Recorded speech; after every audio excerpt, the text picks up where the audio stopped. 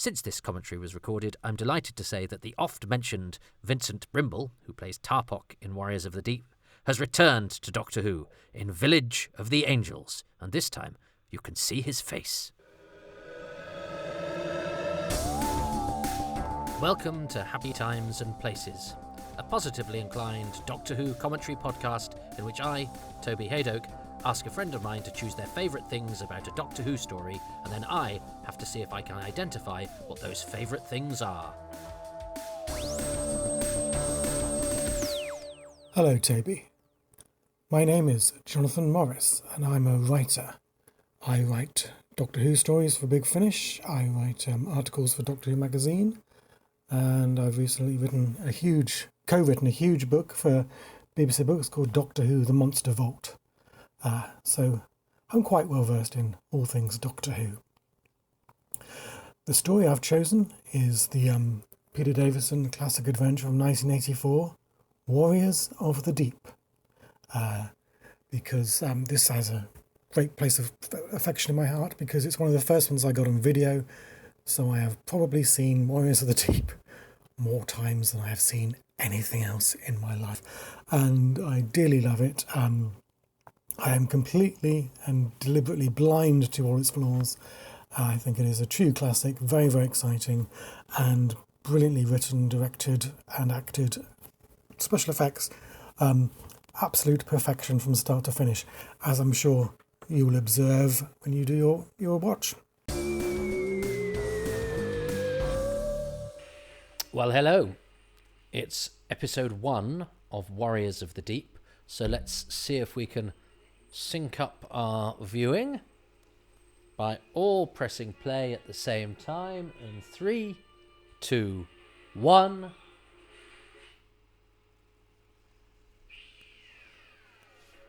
Well, hello everybody.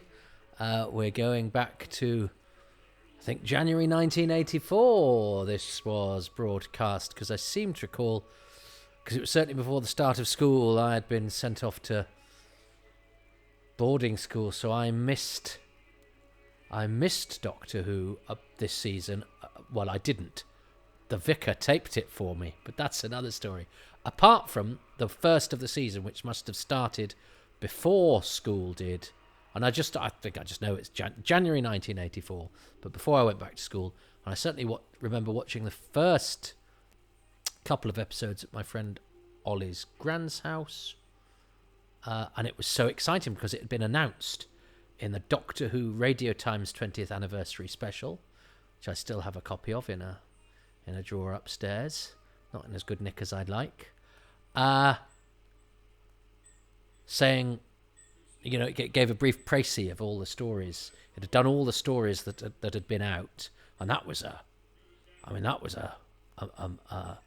treasure trove of hitherto undiscovered delights, and then at the end it said, and here's a preview of what's coming up, which Doctor Who: A Celebration, the other great publication of Doctor Who's 20th anniversary, which covered some of the same ground as the Radio Times, but it didn't have what was coming up. It had longer descriptions and behind the scenes facts from the stories that had come before, but it didn't have info about what was coming next.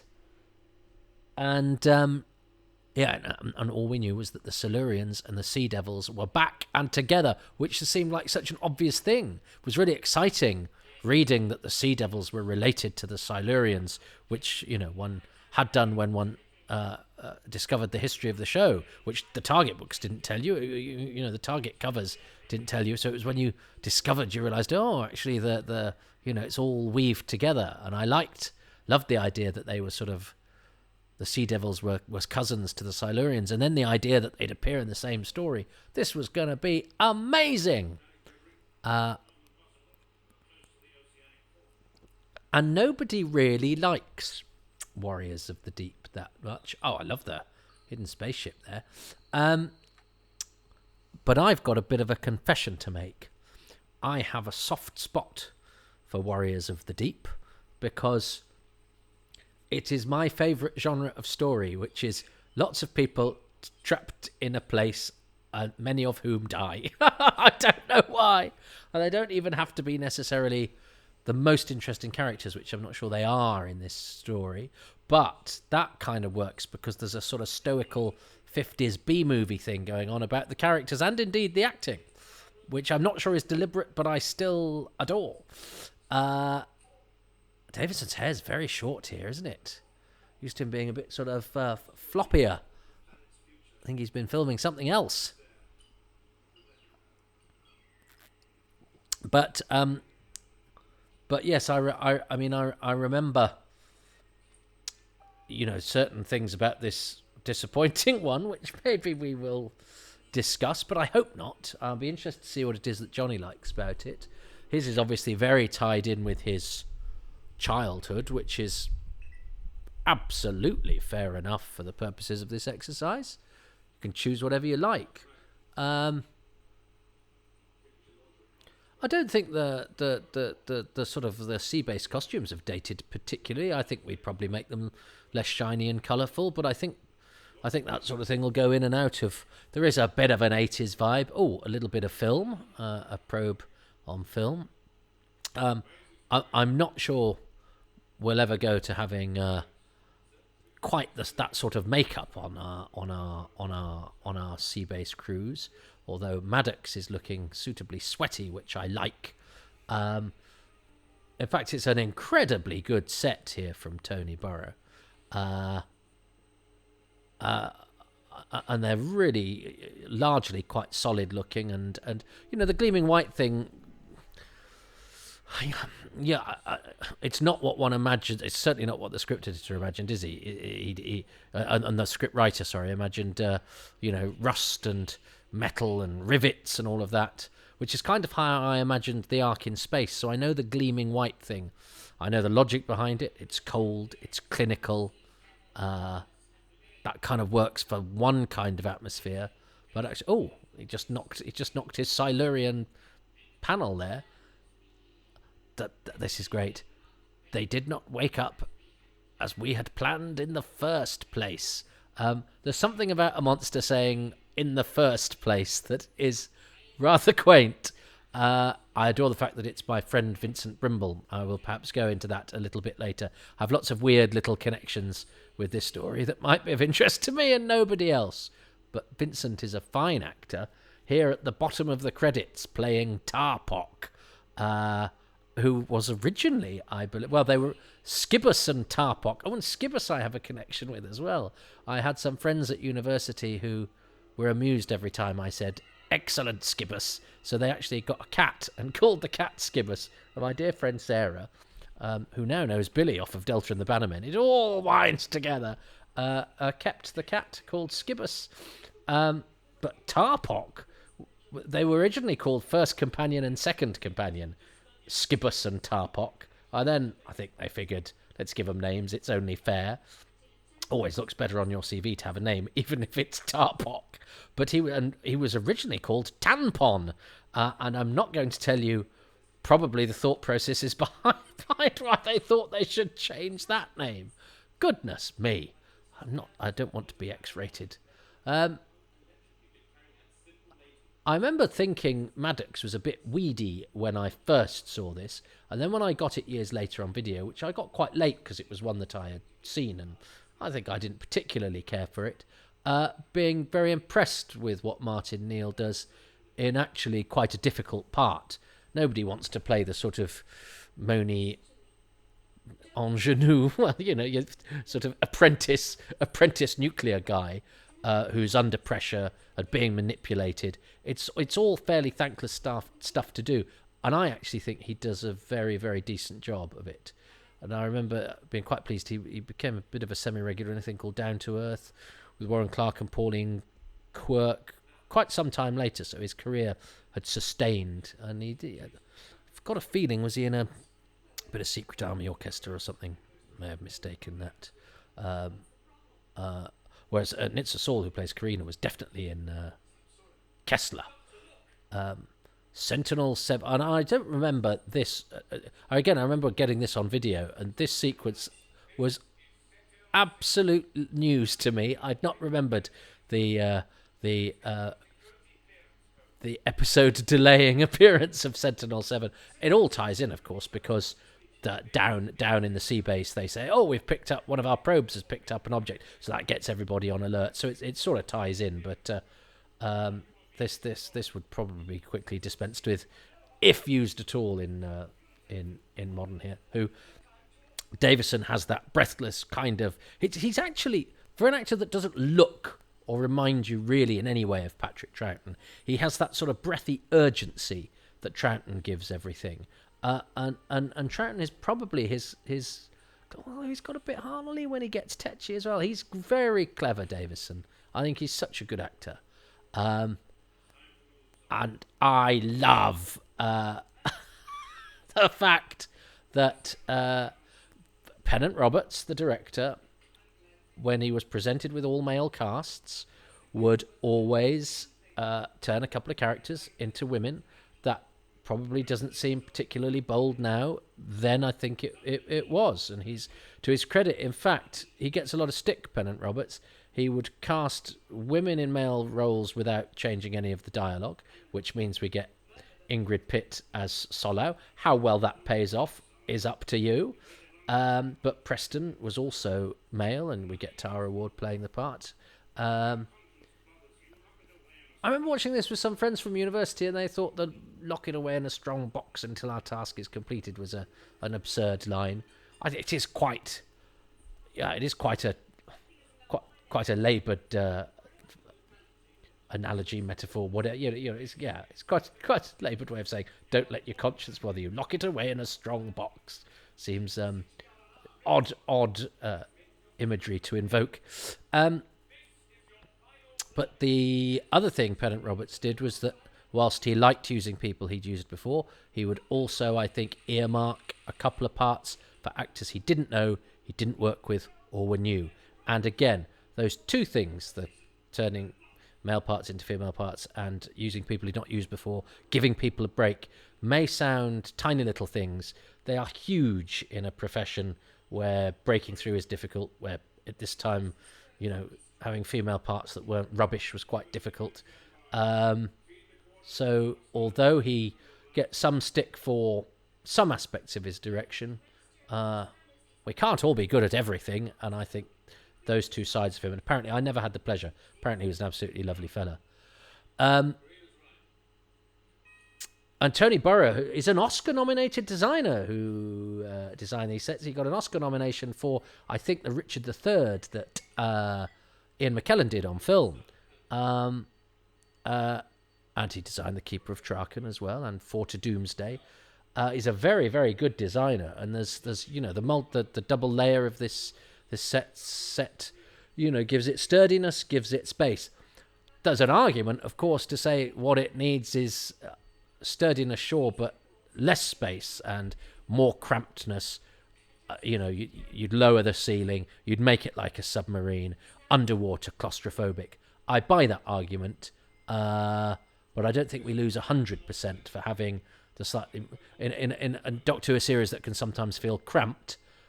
Now, you see, if the lighting was like this for the whole thing, it would look extraordinary. Bit of darkness, bit of red light.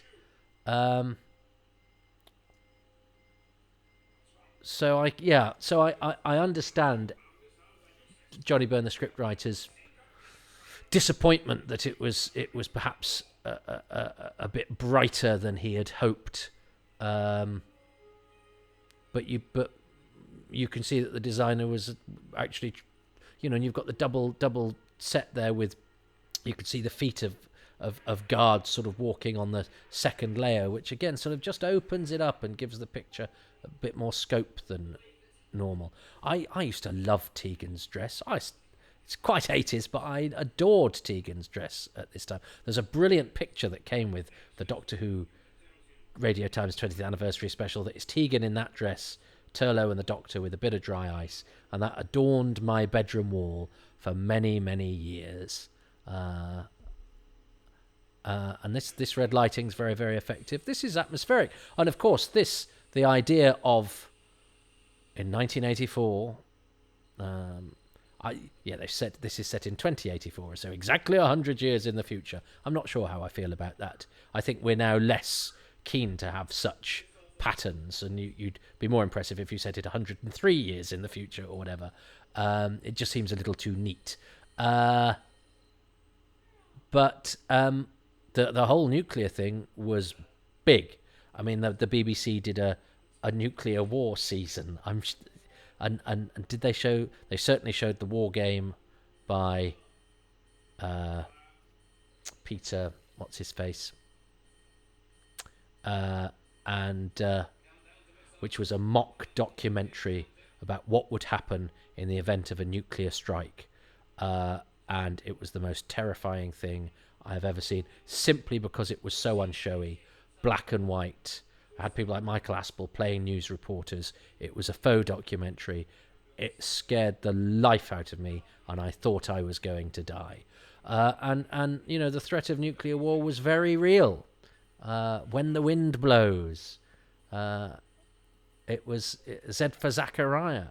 You know, it was something we were very preoccupied with. The fact that two superpowers locked in this sort of stalemate, staring each other out. All it would take would be one loony with his finger on the button, and we'd be in trouble.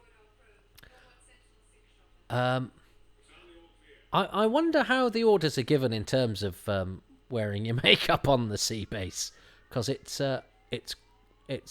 quite avant-garde, and I wonder what the thinking is. I mean, again, it's the 80s, isn't it? So, but you know, if you're doing Alien, the whole thing about Alien was that it was more down to earth. People had dirty cloths, people had open shirts, people sweated a bit, people, you know, didn't wash. It was, and that's what had been the major breakthrough with it. So it does seem a little bit retro a few years later to go, no, what we need to do is give people eyeshadow and blusher and yes, Pennant, we know you've cast a woman in a man's role, but she's going to get a whackload of lipstick. I do like that little bit of business where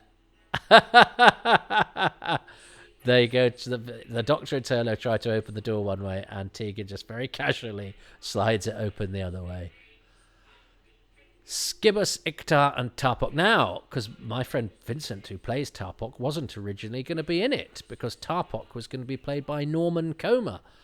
But then Robert Ashby, who was going to play Iktar, got a BBC Shakespeare. And I know this because I worked with Vincent at the Ludlow Festival. And then I later worked with... earlier, prior to that, I'd worked with Bob Ashby, who'd shown me some of his showreel with his BBC Shakespeare, Pericles, and because he later went on to play the Borad for Pennant Roberts, but had had to drop out of playing Iktar. He had a wonderful voice, Robert Ashby, and he was a former partner of Louise Jameson. So Robert delighted in telling me on how much he hated Doctor Who. But he didn't tell me he'd failed to get in Warriors of the Deep. But he had, so Norman Comer got promoted to play Iktar, and Vincent came in quite last minute to play Tarpok. That's a bit of Silurian politics for you guys. But Vincent, I then worked with, I think the year after I worked with Bob at the Ludlow Festival, I was a local, spear-carrying college student, and all the actors who'd been in Doctor Who were very kind to my tedious questions. I remember my friend Oliver and I, as we watched this, knowing the Sea Devils and the Silurians are going to turn up, going, oh, well, that's the end of the story. You've basically just gone, well, you have some stuff here that can kill the monsters that are invading, which seemed to us massively naff. Now, of course, the reason it's foreshadowed is because the question of whether you use it is the moral dilemma. But to us, that was the end of the story. We just went, well, they're going to use that to kill the monsters then. Once you've introduced something that can kill your monsters, it's very unlikely that then won't kill your monsters and you'll do something else.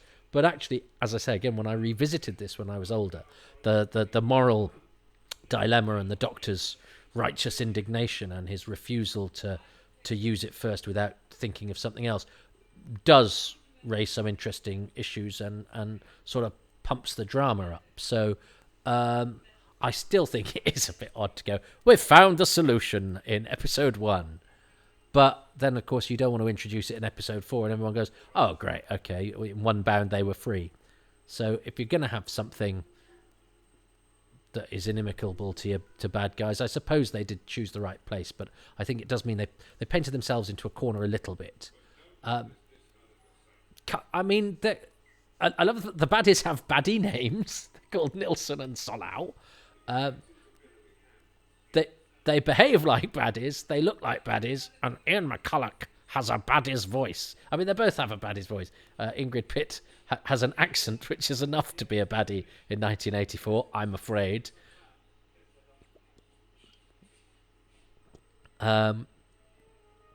He doesn't have a line later, Vorschach, where he goes, "I trusted you, Nielsen." You go, why? It was really obvious he was glowering away with his hooded eyes like a baddie.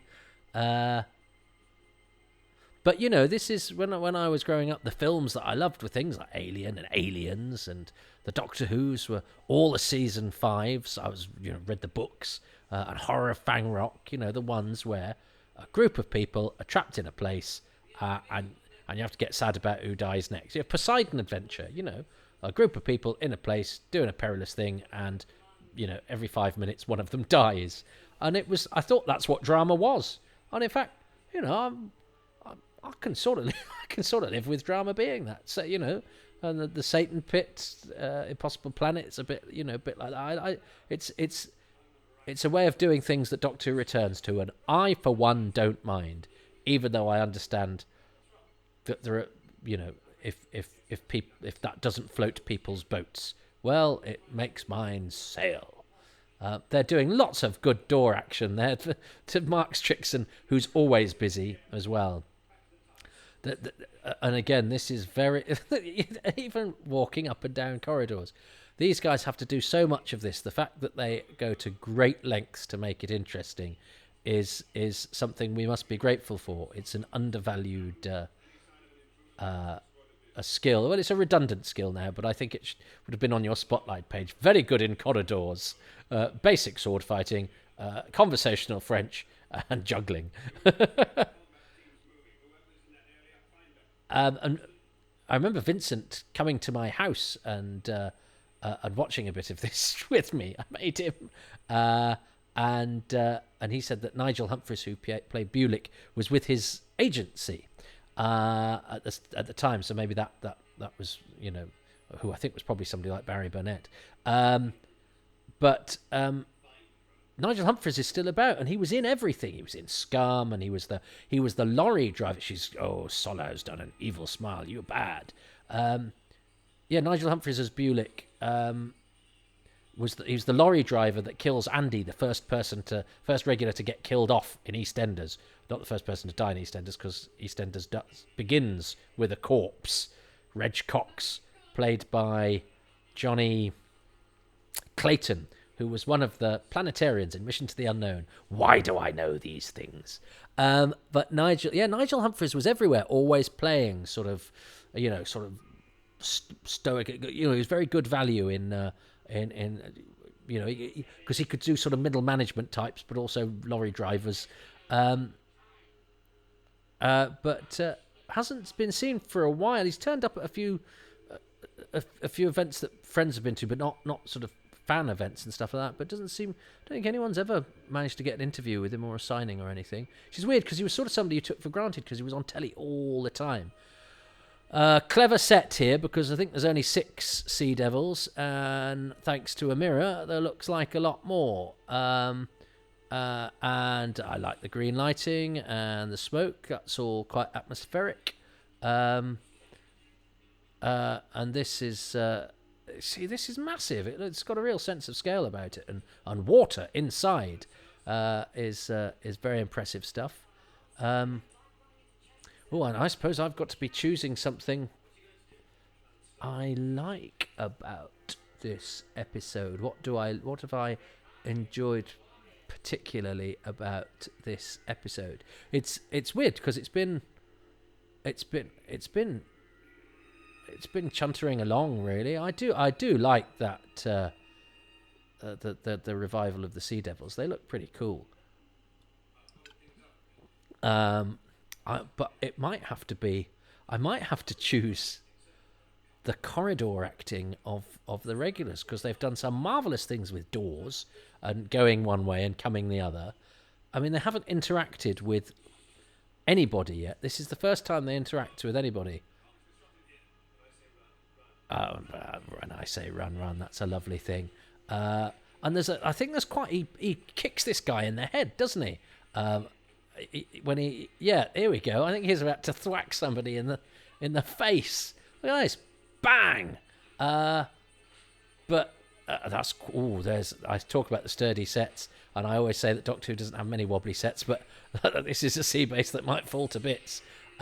Nice stunt, but I don't know. I mean, I know Turlough has recently been on a quest to kill the Doctor, but if I slip down in my bath or fall over in a puddle, and my friends go, "He's drowned immediately," I will be furious, because it will take you a lot longer to drown than that. But it was a lovely shot and a great stunt, and a good sequence, that actually. And, setting up a sort of sweaty, red light, oppressive, atmospheric base under siege. What's not to love? And they've called the third Silurian Tarpok, which has saved us all any number of levels of embarrassment.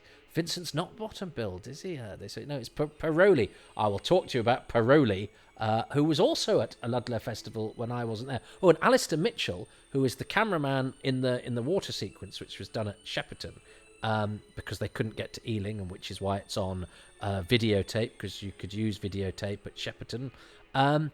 Alistair Mitchell is the dad, or was, he's dead now, of the woman who wrote 50 Shades of Grey. So 50 Shades of Grey is connected to Doctor Who via Warriors of the Deep. You heard it here first, folks.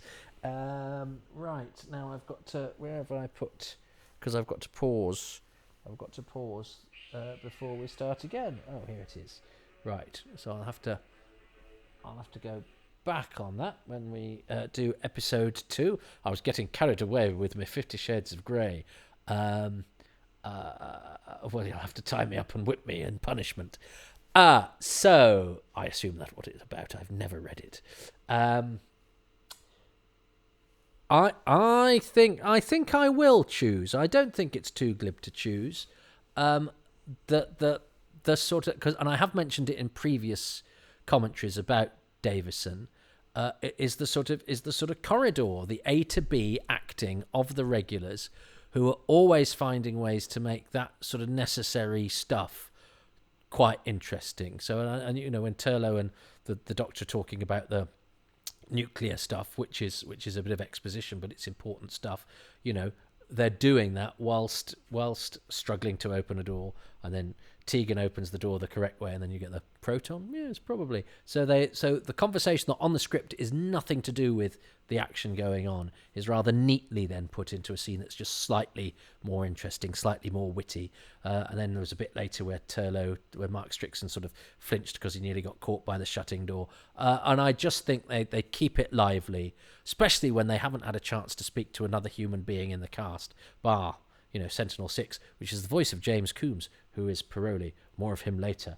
So the corridor acting of the regulars is what I am choosing as my favourite thing from episode 1 of Warriors of the Deep. What has Jonny Morris chosen? My best thing about episode 1 is the fact that in the future, men wear eyeshadow and cheek blusher, thus suggesting a whole sort of revolution in sort of the whole gender androgyny thing, which is wonderful. Well, actually, he does make a point, because, I suppose looking back on it, in my fusty old cardigan, and going, oh, it's a bit high camp because it's 80s blusher and stuff. In fact, actually, instead of being a bit of a throwback to the sort of glitzy 80s, in fact, it might be a very forward-thinking look at the fact that gender is certainly not as clearly delineated now as it was betwixt 1984 and even sort of 10 years ago or so, and that actually, instead of being a bit of a sort of camp misalignment, that I sort of mocked in my heteronormative way, guilty as charged, it actually might end up being quite a prescient thing to be celebrated, that actually people are comfortable to express themselves in totally different ways, and that things that we associate with male and female are actually a bit more fluid and interesting than that. So yeah, I will go along with that, Jonny Morris. That's something that I sort of highlighted as being a bit silly. You quite rightly seen in a sort of more positive and forward thinking way, and I will take that. Yeah, okay, good. I'm happy with my choice. I'm happy with Johnny's choice. I'm gonna have a sip of water. Although actually, I'll be careful, because I mean, I could drown in that. Oh. Well, until next time, hold your breath, and I will see you for episode 2 of Warriors of the Deep. Blob, blob, blob. Okay, that's all I have. My chance to plug my wares. I have lots of Doctor Who stuff coming up. I have Genetics of the Daleks might have come out by now. I have Ghosts with David Tennant and River Song. I have River Song, Queen of the Mechanoids. I have the Fourth Doctor and Leela in Day of the Comet. I have the Blogs of Doom in Doctor Who magazine. Get that every month. And I have the Monster Vault. So get all that, and who knows? By the time this is played out, I'll probably have written another 20 Big Finish audios, 2 books, and a load of magazine articles. So I hope you've enjoyed, and cheers.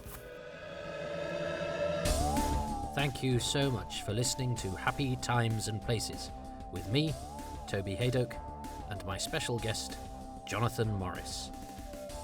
This podcast has patrons, and I would like to drown them with appreciation by mentioning some of the latest joiners: Chris Bone, Mark Keating, Robert Davis, Scott Pride, Nick Tedston, Nigel Bromley, Jonathan Potter, Richard Patey, David Hughes, Paul Cornell, Darren Rule, David Spofford, James Miller, Liam Price, Susan Harrison, Robin Groen, Andrew Lester, Jeremiah O'Connor, John McClay, Gavin McLean, Gavin Ware, Peter Burns, Matt Dale, Paula Reynolds, Matt Sawyer, Phil Pascoe, Matthew Kilburn, and John Pettigrew. The music for this podcast is by Dave Gates, and the podcast artwork is by Dylan Patterson.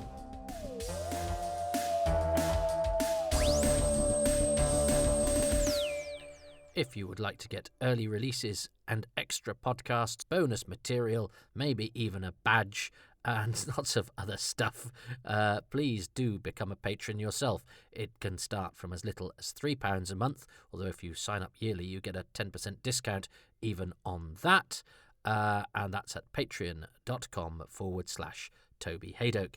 A one-off donation is also possible just to keep these things going at kofi.com/Toby Haydock. But of course, I'm just grateful to you for listening. And if you want to do something that costs nothing, perhaps you could go to your podcast outlet and give this a 5-star rating, and perhaps a lovely couple of words of positive review as well.